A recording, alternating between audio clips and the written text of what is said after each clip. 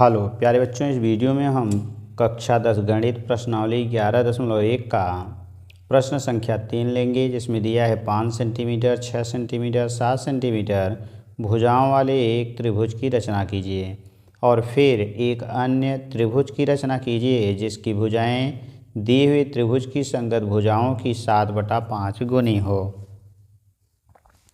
अब यहाँ हम मानेंगे कि ए बी बराबर 5 सेंटीमीटर, बी सी बराबर 6 सेंटीमीटर दिया है और सी ए बराबर लिख लेंगे 7 सेंटीमीटर।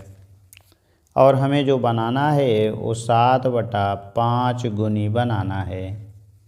तो पहले हम आ जाएंगे इन भुजाओं में, जो सबसे लंबी भुजा होगी उसी को हम खींचेंगे। किसी भी भुजा को खींचा जा सकता है इसमें। तो हमने माना कि जो लंबी वाली भुजा है हमारी 7 सेंटीमीटर, तो हम पहले 7 सेंटीमीटर त्रिज्या 7 सेंटीमीटर का एक रेखाखंड खींचेंगे। तो ये हो गया हमारा 7 सेंटीमीटर का रेखाखंड। नाम सी ए है तो एक तरफ सी लिख देंगे, एक तरफ ए लिख देंगे। अब अगला काम है हमारा 6 सेंटीमीटर का एक चाप लेना है। तो हम 6 सेंटीमीटर त्रिज्या का एक चाप ले लेंगे, यानी हमने 6 से 0 या 0 से 6 का एक चाप लिया। अब बी सी में हमारा बिंदु सी मिल रहा है तो हम सी को सेंटर बनाएंगे और सेंटर बना करके ऊपर की ओर एक चाप लगा देंगे। फिर एक 5 है तो हम 5 सेंटीमीटर त्रिज्या का एक चाप ले लेंगे। तो ये रहा हमारा 5 सेंटीमीटर त्रिज्या का चाप। और ए बी में से हमारा बिंदु ए मिल रहा है तो ए को सेंटर बना के हम इसको काट देंगे। अब ये जहाँ कटा हुआ है इसी कटान बिंदु से हम सी को और ए को मिला देंगे। हमने सी को मिलाया, फिर यहीं से हम क्या करेंगे, ए को मिला देंगे। तो ये हमारा त्रिभुज तैयार हो गया। यहाँ बिंदु हमारा बी बन जाएगा। अब हमें जो बनाना है 5 का हमने बना दिया, हमें अब बनाना है 7 का। 7 का बनेगा तो बाहर बनेगा। अब हम क्या करेंगे, चाहे इस तरफ एक न्यून कोण बनाती हुई किरण खींचेंगे। तो हम यहाँ पर आ जाएंगे, न्यून कोण बनाती हुई एक किरण खींच देंगे।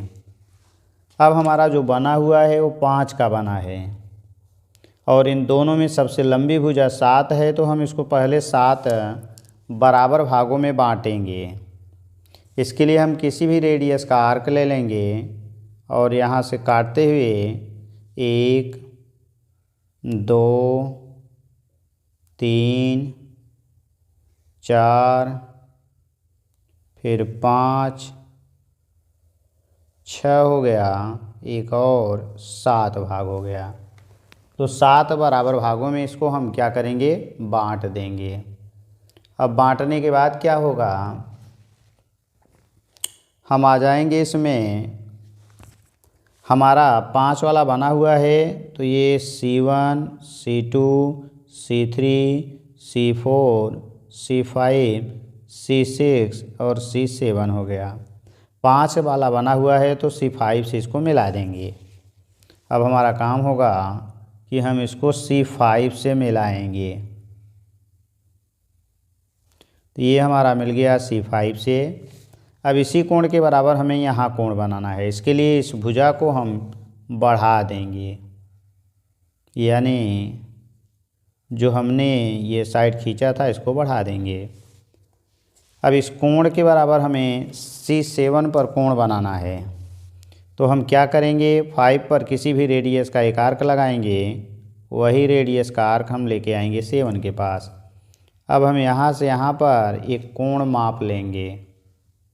तो हमें कोण के बराबर कोण बनाना हमने पीछे पाया था, अगर न देखे हो तो पीछे आप वीडियो देख सकते हैं। यहाँ अब यही आर्क लेके आएंगे इसके पास और यही हम काट देंगे, यानी इसके समांतर रेखा यहाँ खींचनी है। तो इसके लिए हम क्या करेंगे, इसको यहाँ से मिला देंगे। ये C7 से ये जो कटान बिंदु हुआ इसी से हम इसको मिलाएंगे। अब यहाँ पर ए था, ये हमारा ए डैश हो जाएगा।